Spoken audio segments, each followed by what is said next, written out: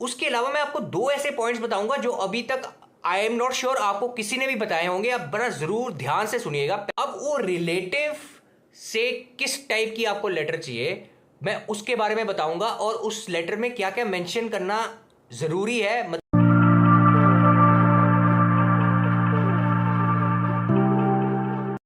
Hello everyone, welcome back to my channel. My name is Jatandeep Bahl and I hope you guys doing fantastically well today. Guys, हमने पिछली videos में बहुत सारे programmes के बारे में डिस्कस किया है। हमने पीएनपी को कवर किया है, उसके अलावा कौन से प्रोग्राम्स हैं जिनमें आपको कनाडा से जॉब ऑफर की रिक्वायरमेंट है उसके बारे में डिस्कस किया। किन प्रोग्राम्स में आपको कनाडा से जॉब ऑफर की रिक्वायरमेंट नहीं है वो भी बताया। हमने एक्सप्रेस एंट्री के बारे में भी बहुत सारी डिस्कशन की है, उसमें कैसे ऐसे रिसेंट चेंजेस आए हैं, we discuss that as well. उसके अलावा मैंने कुछ दो videos spouse open work permit and biometrics के ऊपर भी अपलोड की हैं, जिसमें मेरा पर्सनल एक्सपीरियंस है कि ऐसे कौन से डॉक्यूमेंट्स मैंने शेयर किए हैं for my profile. Apart from that मैंने आइल्स की जर्नी के ऊपर भी 3 वीडियोस अपलोड की हैं, जिसमें मैंने डिटेल्ड अपनी आइल्स जर्नी के बारे में डिस्कस किया और ऐसी क्या एक्टिविटीज़ मैंने की जिससे मेरा आइल्स सक्सेसफुली क्लियर हो गया विद इन 20 डेज। या अब जो ये सारी वीडियोज़ है इन सब का मैंने डिस्क्रिप्शन में लिंक दे दिए हैं। आपको जो वीडियोस ठीक लगती हैं आप उन वीडियोस को देख सकते हैं। आई एम श्योर ये वीडियोस को देखने के बाद आपको बहुत फ़ायदा होने वाला है। अपार्ट फ्रॉम दैट जो आज का टॉपिक है हमारा वो है विजिटर वीज़ा। और विजिटर वीज़ा स्पेसिफिकली मैं आज इस टॉपिक को क्यों लेके आया हूँ, बिकॉज आई फील कि विजिटर वीज़ा में अब आगे जाके डिमांड बहुत ज़्यादा बढ़ने वाली है। और मैं आपको वीडियो शुरू करने से पहले एक और प्रॉमिस करता हूं कि ये वीडियो काफ़ी डिटेल में मैंने बनाई है, और अगर आपने ये वीडियो सारी देख ली आई एम श्योर इसके बाद आपको विजिटर वीज़ा रिलेटेड और कोई वीडियो देखने की ज़रूरत नहीं है। इसमें मैंने सारे डॉक्यूमेंट्स ही आपको कवर करके बता दिए कि ऐसे कौन कौन से डॉक्यूमेंट्स हैं, उनकी इंटीग्रिटीज़ क्या क्या हैं जो आपको कवर करनी बहुत ज़रूरी है to successfully apply for visitor visa. बाकी देखिए 100% तो कुछ भी नहीं है। विजिटर वीज़ा एक्सेप्ट भी होते हैं, रिजेक्ट भी होते हैं, वो तो किस्मत का खेल है। बट हमारा फर्ज ये बनता है कि हम जो भी डॉक्यूमेंट्स हैं मैक्सिमम जो पॉसिबल है हमारी तरफ से हम वो शोकेस करें। मगर वीडियो शुरू करने से पहले I would request you to kindly subscribe the channel and hit on the notification bell, because देखिए आप ये सब्सक्राइब बटन दबाते हैं, नोटिफिकेशन मिलते हैं, इससे मेरे को कॉन्फिडेंस मिलता है कि हाँ जो भी मैं वीडियोस डाल रहा हूँ वो आपके काम की हैं, वो आपको बेनिफिट कर रही हैं, आप उससे आपको नॉलेज मिल रही है। तो इससे मेरे को भी कॉन्फिडेंस आता है कि मैं और बेटर वीडियोस बनाऊं और आपके लिए और अच्छा कंटेंट लेके आऊं, ताकि आपको रेगुलरली नॉलेज मिलती रहे और आपका बेनिफिट होता रहे। Now let's move on to the video. देखिए जो सबसे इंपॉर्टेंट डॉक्यूमेंट है विजिटर वीज़ा के लिए without a doubt that is passport. और पासपोर्ट में आप एक चीज़ का तो बहुत ही ज़्यादा ज़रूर ध्यान रखें, वो ये है कि आप अपने पासपोर्ट की वैलिडिटी देख ले विजिटर वीज़ा अप्लाई करने से पहले।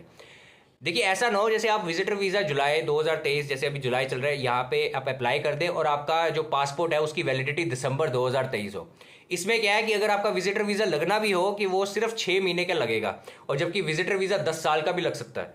सो in that ways I suggest कि अगर आपके पास 6 महीने या 7 महीने का सिर्फ फ़र्क है तो उस केस में आप पहले अपना पासपोर्ट रिन्यू करवा लीजिए, क्योंकि पासपोर्ट जब आपका रिन्यू होगा तो कम से कम 10 साल का तो होगा। तो उस केस में क्या है, आपका जब विजिटर वीज़ा लगना हो तो वो 10 साल का भी विजिटर वीज़ा आपका लग सकता है। पासपोर्ट रिलेटेड दूसरी बात ये है कि अगर आपके पासपोर्ट में फॉरेन कंट्रीज़ की स्टैंप्स हैं, नाउ स्पेसिफिकली मैं आपको बताऊं, अगर यूरोपियन कंट्रीज़ की स्टैंप है और यूएस की है तो बल्ले बल्ले हो जाएगी, बट स्टिल यूरोपियन कंट्रीज़ की अगर स्टैंप है तो उस केस में आपका विजिटर वीज़ा लगना आसान हो जाता है। बिकॉज इसमें जो इमिग्रेशन ऑफिसर है उसको लगता है कि हाँ कि this Canada is not the only first country he is visiting, ये यूरोप कंट्री में भी घूम चुका है, ये यूएस में भी घूम चुके हैं। सो उनको स्टैंप देने के लिए कॉन्फिडेंस आ जाता है। बिकॉज देखिए at the end immigration officer को ये नहीं लगना चाहिए कि भाई और आसपास कई कंट्रीज में तो ये लोग घूमे नहीं है, अब सीधा इनको कनाडा जाना, भाई ऐसा क्या रीज़न है। Because we everybody knows, immigration officer में ये दिमाग में आता है, उनके आएगा कि भाई ये कनाडा विजिटर वीज़ा इसलिए लगा रहे हैं कि कनाडा आसानी से पहुंच जाए, और फिर इनका वापस आने का कोई प्लान नहीं होता। सो देखिए ये आपको अगर आपकी स्टैंप्स यूरोपियन कंट्री या यूएस की लगी हुई है it will definitely help you a lot. But अगर नहीं भी लगी हुई तो it's okay. In that case आपकी जो प्रोफाइल है वो इतनी स्ट्रांग होनी चाहिए, आपके जो डॉक्यूमेंट्स है वो इतने स्ट्रांग होने चाहिए कि इमिग्रेशन ऑफिसर को कॉन्फिडेंस आ जाए कि हाँ ही वुड कम बैक। जो उसने स्पेसिफिक टाइम उन्होंने बताया है, फैमिली हो या आप अकेले जा रहे हो, वो स्पेसिफिकली उस टाइम के बाद वापस इंडिया आ जाएंगे। जी ये हो गया हमारे पासपोर्ट की डिस्कशन। हमारा दूसरा सबसे इंपॉर्टेंट पॉइंट आता है फंड्स। देखिए फंड्स में आपको जो आपकी बैंक स्टेटमेंट है वो मिनिमम 6 मंथ्स की बैंक स्टेटमेंट आपको शो करनी पड़ती है, क्योंकि उसमें जो इमिग्रेशन ऑफिसर है वो चेक करते हैं कि अगर आपका बिजनेस है तो रेगुलर ट्रांजैक्शंस आपकी उस अकाउंट में हो रही हैं। उसके अलावा अगर आप एम्प्लॉई हैं, आप जॉब करते हैं, चाहे गवर्नमेंट हो या प्राइवेट हो, आपकी रेगुलर उसमें सैलरी आ रही है, तो उस केस में उनको संतुष्टि मिल जाती है कि हाँ he is a working person and business as well, उनका बिजनेस अच्छा चल रहा है, तो इसलिए रेगुलर उनकी ट्रांजैक्शंस हो रही हैं। इसके अलावा जब आप बैंक स्टेटमेंट दे रहे हैं तो वो एक बैलेंस सर्टिफिकेट होता है, वो भी डिमांड करते हैं। वो बैलेंस सर्टिफिकेट जो आपको मिलेगा वो आपको आपके बैंक से ही मिलेगा। वो उस बैलेंस सर्टिफिकेट में ये मेंशन होता है कि आज की डेट तक आपका जो बैलेंस है आपके अकाउंट में वो इतना है। उसके अलावा मैं आपको 2 ऐसे पॉइंट्स बताऊंगा जो अभी तक आई एम नॉट श्योर आपको किसी ने भी बताए होंगे, आप बड़ा जरूर ध्यान से सुनिएगा। पहला पॉइंट तो ये कि जब आप ये मेंशन करवा रहे हैं कि मेरे अकाउंट में इतना बैलेंस है, उसमें आप वो इंडियन रुपीस में मेंशन होगा। ट्राई करिए जो कहेगा बैंक को रिक्वेस्ट करके कि अगर वो आप कैनेडियन डॉलर्स में अमाउंट को कन्वर्ट करवा लें। देखिए ये अगर आप नहीं भी करेंगे चलेगा, बट आई सजेस्ट अगर आप करेंगे ये आपको बेनिफिट करने वाला है। दूसरा पॉइंट, उस बैलेंस सर्टिफिकेट में ये जरूर मेंशन कराइएगा कि आपके ऊपर कोई क्रेडिट नहीं है। मतलब आपने ऐसा नहीं है कि कोई क्रेडिट है, कार्ड लिया हुआ है, उसके ऊपर 1.5 या 2 लाख का आपका बैलेंस अभी पड़ा हुआ है, वो आपको पे करना है। मेक श्योर उस पे ऐसा आप मेंशन करवाओ कि नहीं ये जो बैलेंस है ये मैं चाहूं तो मैं आज ही निकलवा सकता हूं। बैंक ये मेंशन करे कि अगर ये जो जिनका ये बैंक अकाउंट है उनका ये बैलेंस अगर वो चाहे वो कल के कल सारा बैंक बैलेंस अपना निकलवा सकते हैं। इसमें कोई डिडक्शंस नहीं होगी, इसमें कोई क्रेडिट बैलेंस नहीं है जो हम डिडक्ट करेंगे। तो ये अनदर पॉइंट है जो आप प्लीज ध्यान रखें, अगर आप ये मेंशन कराते हैं तो ये आपको बेनिफिट करेगा। उसके अलावा जो थर्ड पॉइंट हमारा आता है वो आता है आपका एफडी, जो कि है फिक्स डिपॉजिट। अगर आपकी कोई फिक्स डिपॉजिट है तो आपको उसका भी एक सर्टिफिकेट शो करना पड़ेगा, और उससे रिलेटेड भी आपका जो बैलेंस सर्टिफिकेट है जो आप निकलवाएंगे बैंक से, उस पर आपका बैलेंस तो मेंशन है। उसके अलावा अगर एफडी है तो एफडी भी आप लिखवा लें कि हाँ ये बैलेंस के अलावा जो कि आपके सेविंग्स अकाउंट में है, आपके पास इतनी एफडी भी पड़ी है जो कि आप निकलवा सकते हैं कभी भी। हमारा चौथा पॉइंट आता है LIC। देखिए अगर इंडिया में है और आपके पास LIC पॉलिसी नहीं है तो इट्स लाइक बड़ी हैरानी की बात होती है, बट एनीवेज आपके पास अगर LIC पॉलिसी है तो आप LIC पॉलिसी का भी डॉक्यूमेंट निकलवा लें, और आप LIC पॉलिसी से एक ऐसा सर्टिफिकेट बनवा लें जिसपे लिखा हो कि अगर आप आज के आज सरेंडर कराते हैं, अब आपकी पॉलिसी हो सकता है 5 साल बाद आप पैसे ले सकें या 6 साल बाद पैसे ले सकें, वो कोई प्रॉब्लम नहीं है, बट अगर आप आज के आज LIC को बंद कराते हैं तो उसकी सरेंडर वैल्यू आपकी कितनी निकलती है, वो उसका एक सर्टिफिकेट आप निकलवा लें, क्योंकि वो आपका एक्स्ट्रा कैश है, वो आपका एक एक्स्ट्रा बैलेंस है जो कि आप दिखा सकते हैं कि हाँ आपके पास ये भी एक एक्स्ट्रा फंड्स है। तो ये अगर आप दिखाएंगे ये आपको एक्स्ट्रा बेनिफिट ही करेगा। अब हमारा 5वां पॉइंट आता है ITR, इनकम टैक्स रिटर्न। ये भी बहुत ही इंपॉर्टेंट डॉक्यूमेंट है। इस डॉक्यूमेंट में आपको कम से कम 2 साल की ITR लगानी है। पहला है आपका, जैसे अगर आप 2023 में बैठे हैं तो 2021-22 एंड 2022-23, ये 2 साल की आप इनकम टैक्स रिटर्न दिखा सकते हैं। और इसमें 2 इंपॉर्टेंट डॉक्यूमेंट्स हैं जो आपके होने ही चाहिए। पहला डॉक्यूमेंट ये है जिसमें आपका लिखा होना चाहिए कि जिसमें आपकी हेडिंग होनी चाहिए that Indian income tax return verification form. ये आपका फ्रंट पेज है और ये इसमें आपका सिस्टम जनरेटेड बार कोड भी होना चाहिए। अपार्ट फ्रॉम दैट जो सेकंड डॉक्यूमेंट इसमें होता है वो होता है आपका कंप्यूटेशन।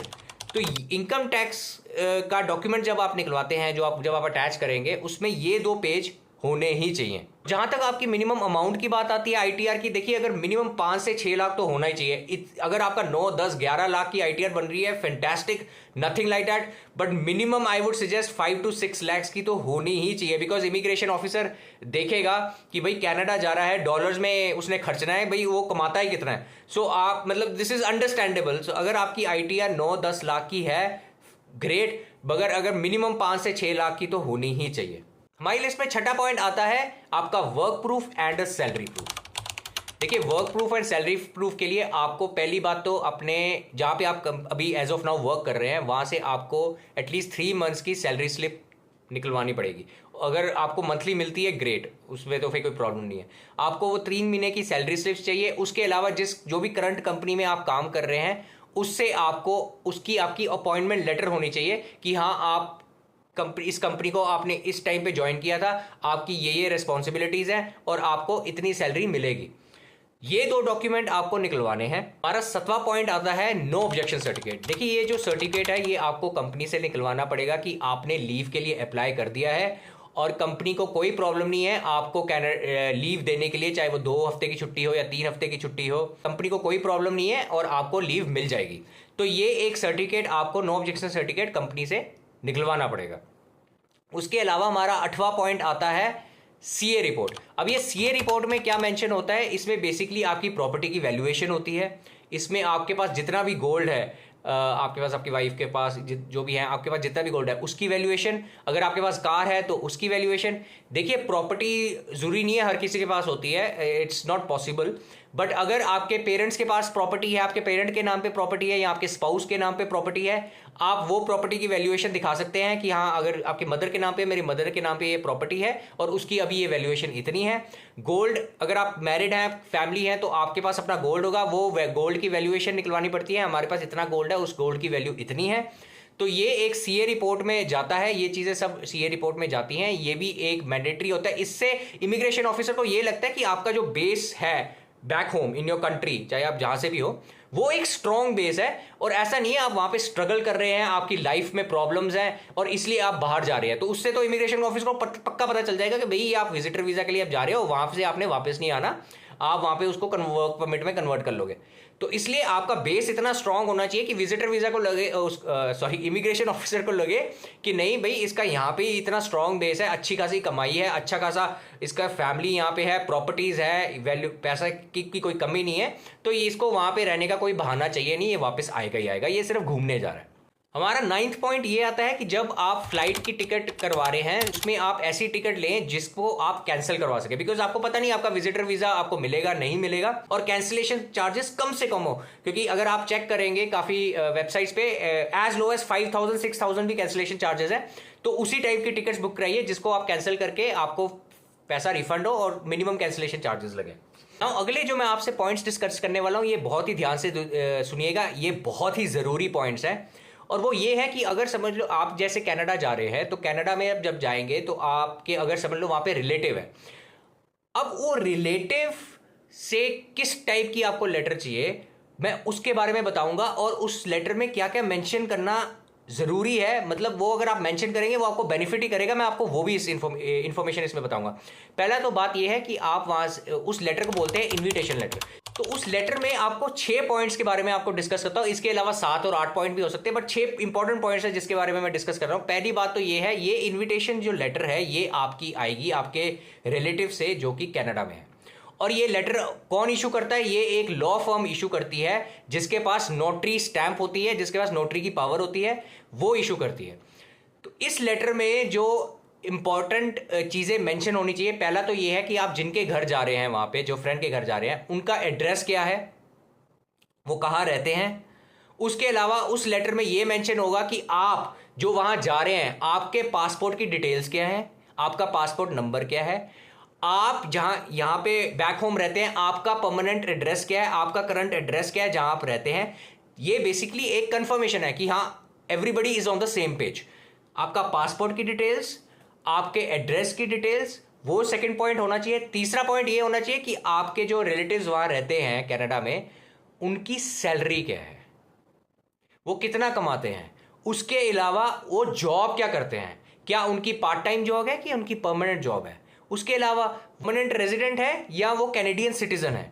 उसके अलावा उनको वो उस लेटर में ये भी मेंशन करना होता है कि वो ये कंट्री देखने आ रहे हैं, इस ब्यूटीफुल कंट्री को देखने आ रहे हैं, और उनकी बेसिक जो नेसेसिटीज है उनकी रिस्पॉन्सिबिलिटी हम लेते हैं और वो हमारे साथ ही हमारे घर में रहेंगे।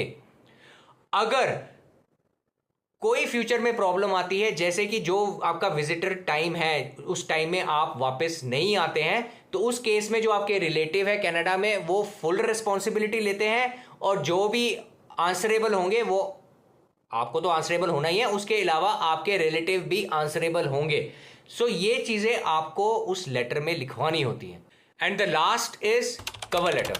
देखिए basically cover letter is nothing more कि जो भी आपने डॉक्यूमेंट्स अटैच किए हैं उसके रिलेटेड आपको उसमें एक ब्रीफ सा लिखना होता है। ये कवर लेटर आपका 2 या 3 पेज का भी हो सकता है। देखिए, उस लेटर में आपको इमिग्रेशन ऑफिसर को कॉन्फिडेंस में लाना है। बस कॉन्फिडेंस में क्या लाना है कि हाँ, I have very very strong reasons to come back to my country, I have very strong base in my country, मेरे पास बहुत ही अच्छी जॉब है इंडिया में या जहाँ पे भी आप रहते हैं, मैं बहुत ही खुश हूँ यहाँ पे, मेरे को ऐसा कोई रीज़न नहीं है कनाडा में रहने का, मेरे को वापस आना है, these are the reasons I am attaching, these all are the documents that I am attaching. तो ये आपको एक कवर लेटर में मेंशन करना होता है। बेसिकली इमिग्रेशन ऑफिसर को कॉन्फिडेंस में लाना है कि हाँ भाई, आप जा रहे हैं वहाँ पे, आप सिर्फ जा रहे हैं घूमने के लिए, मस्ती करने के लिए, या अगर आपका बिजनेस कोई पर्पज़ है बिजनेस के लिए, उसके बाद आपको वापस इंडिया आना ही आना है, या आपकी जो भी कंट्री में आप रहते हैं वहाँ पे आपको आना ही आना है। So guys, that would be all. I have shared all the important documents that are required for the visitor visa. उसके अलावा जैसे मैंने आपको पहले बताया, मैंने बहुत सारी वीडियोस अपलोड की हैं, उन सब के लिंक आपको डिस्क्रिप्शन में डाल दिए हैं। जो जो वीडियोस आप देखना चाहते हैं, चाहे वो आइल्स रिलेटेड हो या अदर डॉक्यूमेंट्स के रिलेटेड हो, आप प्लीज़ उनको क्लिक करके देख सकते हैं। आपको बहुत ही वीडियोस अच्छी लगेंगी। उसके अलावा अगर आपको ये वीडियो अच्छी लगी है तो आप इस पर भी लाइक दबा दीजिएगा, and please subscribe the channel, and I look forward to see you in the very next video. Thank you very much, good day.